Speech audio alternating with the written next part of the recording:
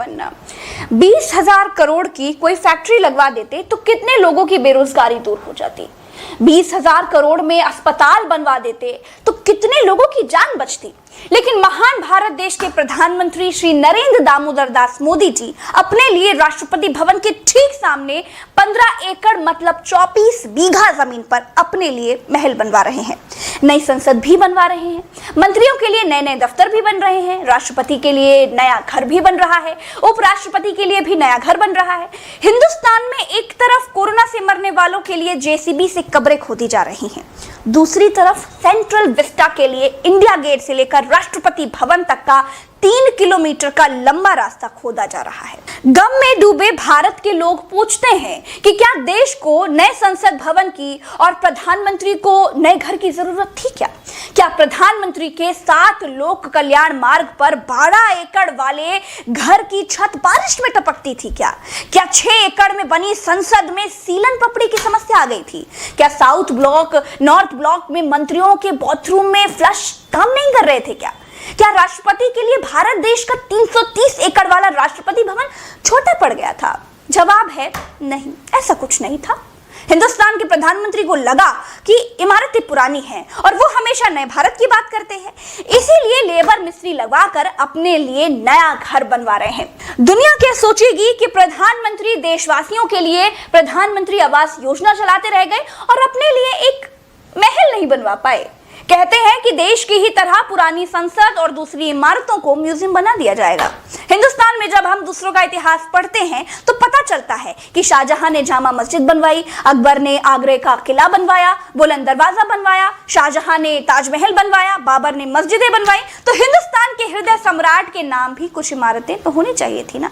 नए भारत के सम्राट के पास इतिहास में कुछ नया बताने के लिए होना चाहिए था, जिसमें सरदार पटेल की मूर्ति और उनका खुद का अपना महल सेंट्रल विस्टा 2022 तक दर्ज हो जाएगा। दोस्तों, ताजमहल से लेकर अब तक का इतिहास गवाह है कि जब जब बड़ी इमारतें तामीर हुई हैं तब तब लोगों की कुर्बानी तो देनी ही पड़ी है। हिंदुस्तान भी इस वक्त कुर्बानी के दौर से गुजर रहा है। कोरोना रोज 4,000 लोगों को मार रहा है, रोज 4 लाख लोग कोरोना से बीमार हो रहे हैं। लेकिन खबरदार, अगर किसी ने आवाज उठाई, बादशाह के आराम के लिए राजपथ पर महल बन रहा है। प्रधानमंत्री के महल से लेकर पूरे सेंट्रल विस्टा प्रोजेक्ट में 20,000 करोड़ लगे हैं, सिर्फ शौकिया तौर पर अनावश्यक निर्माण के लिए। कोरोना महामारी के बीच हिंदुस्तान पर कुबेर भगवान ने कोई धन की बरसात नहीं की है, हमारा खजाना खाली ही है। भारत पर मौजूदा स्थिति में 558.5 अरब डॉलर का कर्ज है।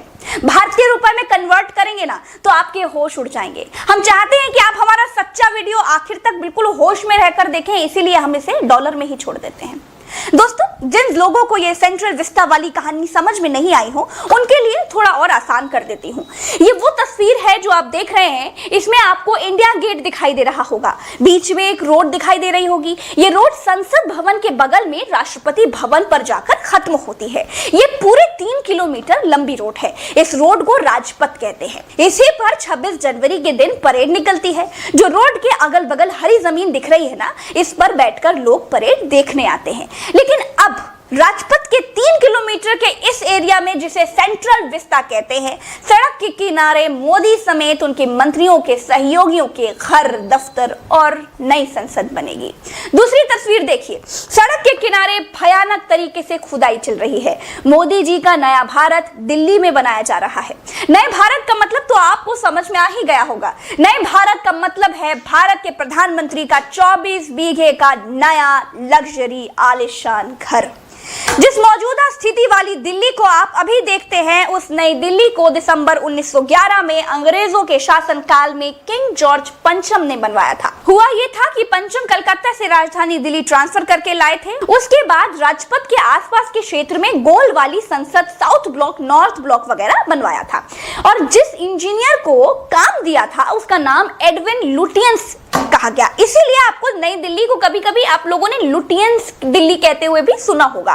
तो दोस्तों, मोदी जी के घर में दरवाजे, पंखे, टाइल वगैरह, एसी किस कंपनी के होने चाहिए, उनको पर्दे किस रंग के लगवाने चाहिए, कमेंट बॉक्स में जरूर बताइएगा। चलते हैं, राम राम, दुआ सलाम।